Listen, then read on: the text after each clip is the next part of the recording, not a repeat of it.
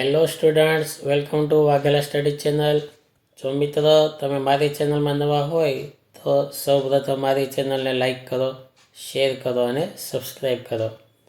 મિત્રો, તમને ખ્યાલ હશે કે આ વાઘેલા સ્ટડી ચેનલમાં તમને ગાલા અસાઇનમેન્ટનું સોલ્યુશન આપવામાં આવે છે. તો ધોરણ 10 તેમાં વિષય વિજ્ઞાન અને તેમાં પ્રશ્ન પેપર 5નું સોલ્યુશન આપણે કરીએ છીએ. વિભાગ એ અને બીનું સોલ્યુશન અપાઈ ગયું છે ને અત્યારે આ વિડીયોમાં આપણે વિભાગ સીનું સોલ્યુશન કરવાના છીએ. તો વિભાગ સીની વાત કરીએ તો વિભાગ સી 18 ગુણનો હોય છે, મોટા પ્રશ્નો હોય છે. કુલ તમારે 6 પ્રશ્નોના જવાબ લખવાના. એક પ્રશ્નના 3 ગુણ, 6 પ્રશ્ન લખો એટલે 6 તેરીને 18 ગુણ આવશે. હવે જનરલ ઓપ્શન હશે. કુલ 9 સવાલમાંથી તમારે 6 લખવાના થાય છે. 3 ઓપ્શનમાં હશે. હવે સવાલના જવાબની વાત કરીએ.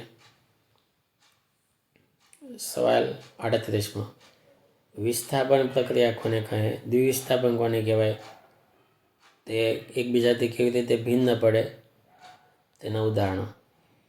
તો આ જવાબ આપેલો છે કે જે રાસાયણિક પ્રક્રિયામાં વધુ ક્રિયાશીલ તત્વો ઓછા ક્રિયાશીલ તત્વોને તેના સંયોજનમાંથી દૂર કરે તેને વિસ્થાપન પ્રક્રિયા કહે છે. આ એનું સમીકરણ. અને બીજી વ્યાખ્યા, જે રાસાયણિક પ્રક્રિયામાં બે પ્રક્રિયકો વચ્ચે આયનોની આપ-લે થતી હોય એટલે કે અદલાબદલી થતી હોય તેવી પ્રક્રિયાને દ્વિવિસ્થાપન કહે છે. હવે એના ભેદ કે વિસ્થાપન પ્રક્રિયામાં એક આયનની અદલાબદલી થાય અને દ્વિવિસ્થાપનમાં બે આયનોની અદલાબદલી થાય. આ તેમનો ભેદ. સવાલ 39, શા માટે સોડિયમને કેરોસીનમાં રાખવામાં આવે છે? જવાબ, સોડિયમ અતિ સક્રિય ધાતુ છે. ઓરડાના તાપમાને તે હવાના ઓક્સિજન સાથે પ્રક્રિયા કરે અને આ પ્રક્રિયા વધુ ઉષ્માક્ષેપક છે. આથી સોડિયમ ધાતુ હવામાં સળગી ઉઠે છે. આમ સોડિયમની ઓક્સિજન સાથે થતી પ્રક્રિયા અટકાવવા માટે તેને કેરોસીનમાં રાખવામાં આવે છે, કારણ કે સોડિયમ કેરોસીન સાથે પ્રક્રિયા કરતું નથી. સવાલ 39માં ઉભયગુણી ઓક્સાઇડ એટલે શું? તો ધાતુના જે ઓક્સાઇડ એસિડ અને બેઝ એમ બંને સાથે પ્રક્રિયા કરીને ક્ષાર અને પાણી આપે છે તેવા ઓક્સાઇડને ઉભયગુણી ઓક્સાઇડ કહેવામાં આવે છે. આ તેના ઉદાહરણો.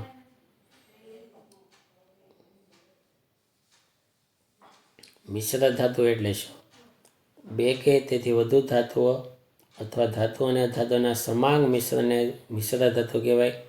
દાખલા તરીકે બ્રાસ, પિત્તળ, બ્રોન્ઝ અને એમાલ્ગમ મિશ્ર ધાતુઓ છે. સ્ટેનલેસ સ્ટીલ એ પણ મિશ્ર ધાતુ છે.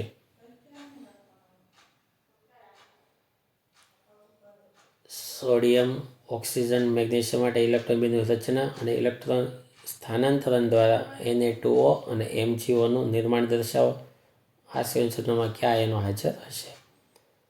તો આ સોડિયમની રચના, ઓક્સિજનની રચના, ખાસ તો આ Na2O, સોડિયમ 2 વખત, ઓક્સિજન 1 વખત, ઇલેક્ટ્રોનનું સ્થાનાંતર થાય.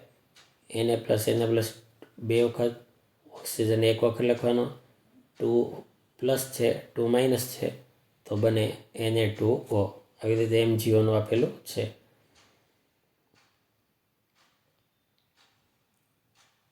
સવાલ 41માં મગજની આકૃતિ અને તેના વિવિધ ભાગોના કાર્યો. તો આ મગજની આકૃતિ છે, તેના મુખ્ય 3 ભાગો છે. તેમાં અગ્ર મગજ, તેનું કાર્ય લખવાનું.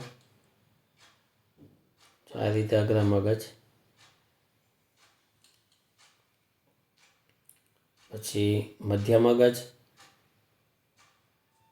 તેનું કાર્ય લખવાનું. અને પશ્વ મગજ, તેનું કાર્ય લખવાનું. સવાલ 42માં અલિંગી પ્રજનનની તુલનામાં લિંગી પ્રજનનથી શું લાભ થાય છે? તો અલિંગી પ્રજનન આપેલું છે, લિંગી પ્રજનન આપેલું છે. બંનેના ભેદ આપેલા છે. અને લિંગી પ્રજનનમાં પેઢી દર પેઢી ભિન્નતા સર્જાય છે તે જાતિના અસ્તિત્વ માટે ઉપયોગી છે. અલિંગીમાં આટલી ભિન્નતા આવતી નથી. સવાલ 43. પુષ્પના પ્રજનન ભાગો અને તેના આધારે પુષ્પના પ્રકાર સમજાવો.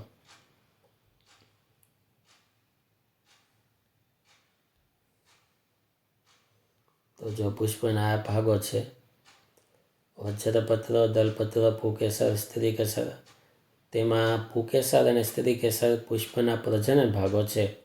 તો આ પુંકેસરની સમજૂતી અને સ્ત્રીકેસરની સમજૂતી, અને આ રીતે એની સમજૂતી. અને પ્રકાર: પ્રજનન ભાગોના આધારે પુષ્પના પ્રકાર: એકલિંગી પુષ્પ અને દ્વિલિંગી પુષ્પ. સવાલ 44. પ્રકાશ, પરાવર્તન અને વક્રીભવનમાં પ્રકાશનું પરાવર્તન એટલે શું? પ્રકાશના પરાવર્તનના નિયમો લખો. તો આ એની વ્યાખ્યા અને આ તેના નિયમો. સવાલ 45. અંતર્ગત અરીસાની સામે વસ્તુને વક્રતા કેન્દ્ર C પર મૂકતા મળતા પ્રતિબિંબની કિરણાકૃતિ દોરો. તો જો આ રીતે આકૃતિ દોરવાની. વસ્તુનું સ્થાન વક્રતા કેન્દ્ર C પર આ રીતે આકૃતિ દોરવી, અને પ્રતિબિંબનું સ્થાન C ઉપર જ. પ્રતિબિંબનો પ્રકાર વાસ્તવિક અને ઉલટું, અને તેનું પરિમાણ વસ્તુના પરિમાણ જેટલું. સવાલ 46. 3 અવરોધો છે: 5 ઓહમ, 10 ઓહમ અને 30 ઓહમ. ને બિંદુઓ X અને Yની વચ્ચે સમાંતર જોડેલા છે. તો પરિપથમાં 12 વોલ્ટની બેટરી પણ જોડેલી છે. તો દરેક અવરોધમાંથી પસાર થતો વિદ્યુત પ્રવાહ, પરિપથનો કુલ વિદ્યુત પ્રવાહ અને પરિપથનો અવરોધ ગણો. તો જો આ રીતે ગણતરી કરેલી છે. R1નો પ્રવાહ, R2નો પ્રવાહ અને R3નો પ્રવાહ. ઓહમનો નિયમ લગાડેલો છે. પછી બધા